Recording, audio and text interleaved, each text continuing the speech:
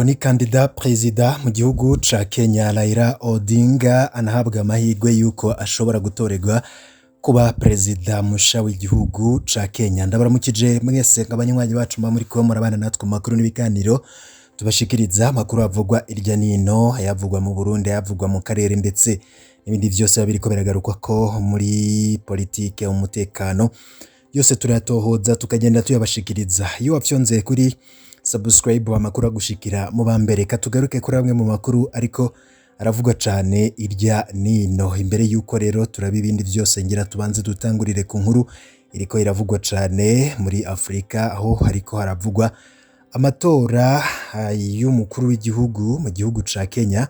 Raila Odinga akaba yatoreye ku kigo c'amatora ca Old Kibera.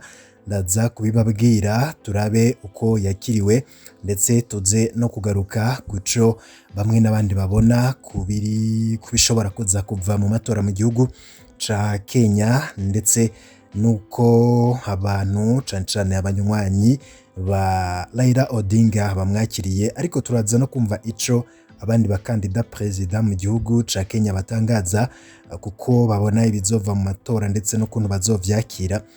Nkuko rero mwabibonye mu gutangura no makuru mu buryo bwa video, hari abanyagihugu isinzi bari bagiye kwakira uyo mu perezida canke se uyo mukandida perezida mu gihugu ca Kenya Raila Odinga. Isinzi ry'abantu bakaba bagiye kumwakira ku kigo ca Old Kibira.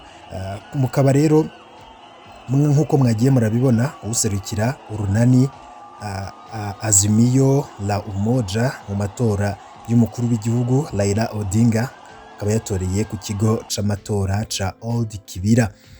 Igihe yariko araja kuri ico kigo c'amatora, urukurikirane rw'imodoka ziwe rwahuye n'isinzi ry'abanywanyi biwe bari bamurindiriye baje kumushigikira muri ico gikorwa c'amatora nyene. Naho we yatoreye, Raila Odinga akaba yashitse aho atorera inyuma y'isaha 4 zo mu gatondo. Akaba yari kumwe n'umupfasoni wiwe yitwa Ida Odinga. Ida Odinga nawe akaba yagize ico atangaza, turaza kubigaruka ko muri ano makuru. Gusa ahejeje gutora, Raila akaba yahaye ikiganiro abamenyesha amakuru, aho yavuze ati twakoze ivyo twari dushoboye, ubu hasigaye aho abanyagihugu. Ati twakoze ivyo twari dushoboye, ubu hasigaye aho abanyagihugu. Akaba yavuze kandi ko yumvise zimwe mu ngorane ziri mu turere tumwe tumwe ku bigo vy'amatora.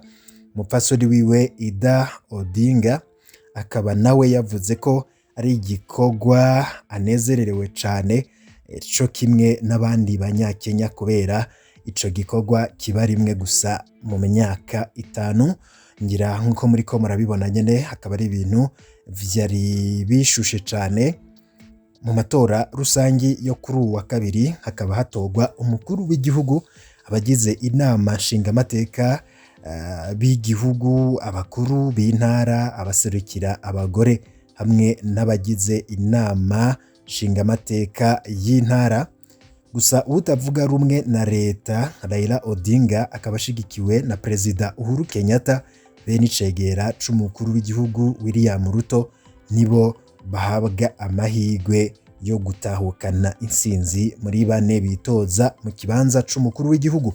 Utavuga rumwe na leta rero Raila Odinga namaze igihe muri politike, azwi cane muri politike ya Kenya, akaba ashigikiwe na perezida Uhuru Kenyatta be n'icegera c'umukuru w'igihugu William Ruto, akaba aribo bahabwa amahirwe yo gutahukana intsinzi muri bane bazokwitoza mu kibanza c'umukuru w'igihugu.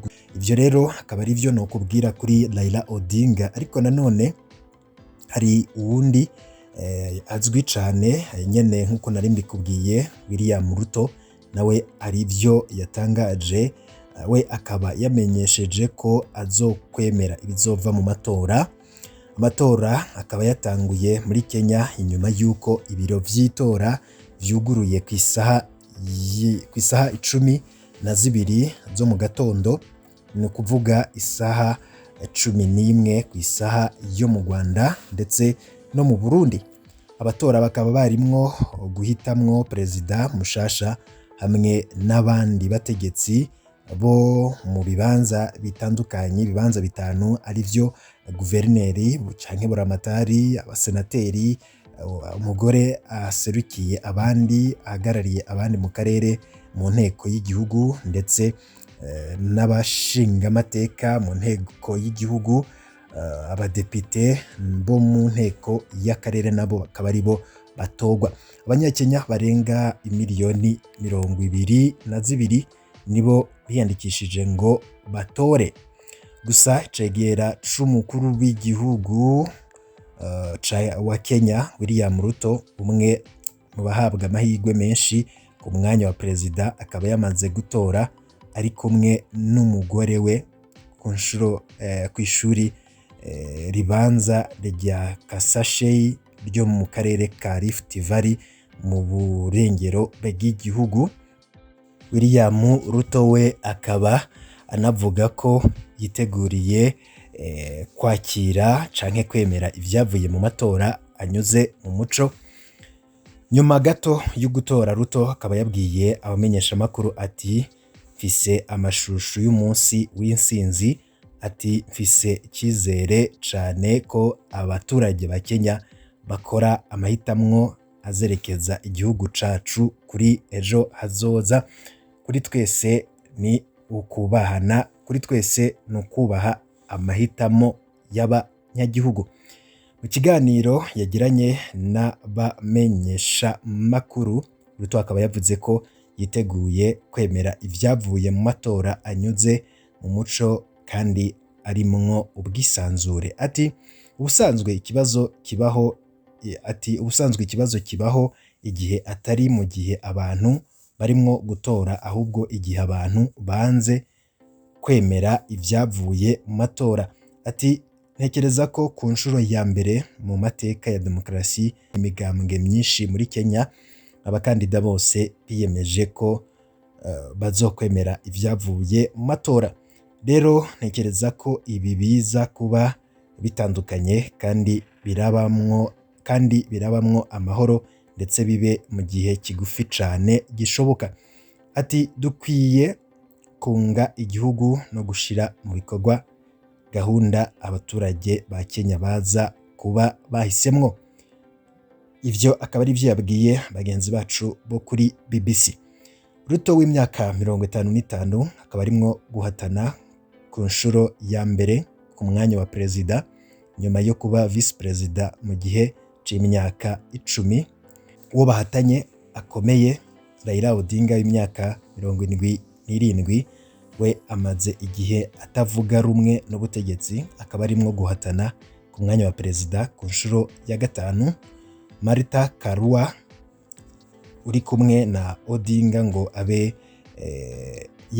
yomubera vice perezida, nawe nyene akaba yatoreye mu gace mu karere ka Kirinyaga no hagati muri Kenya.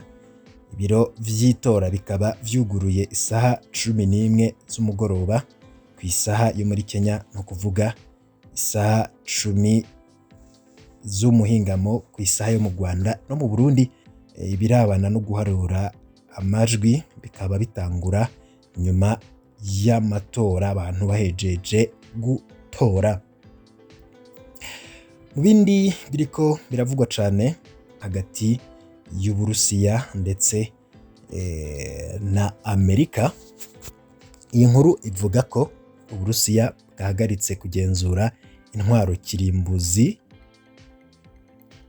bikorwa na Leta Zunze Ubumwe za Amerika mu masezerano ya New START.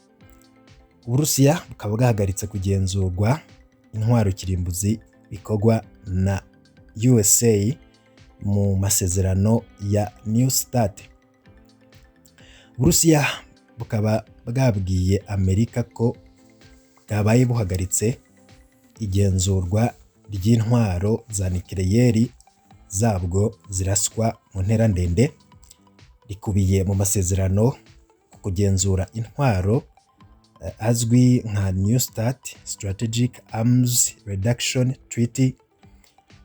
Ubushikiranganji bw'imigenderanire n'andi makungu bw'Uburusiya bukaba bwavuze ko Amerika irimwo gushaka kugira ivyo iburusha kandi ko yabujije Uburusiya uburenganzira bwo gukora igenzura ku butaka bwa Amerika.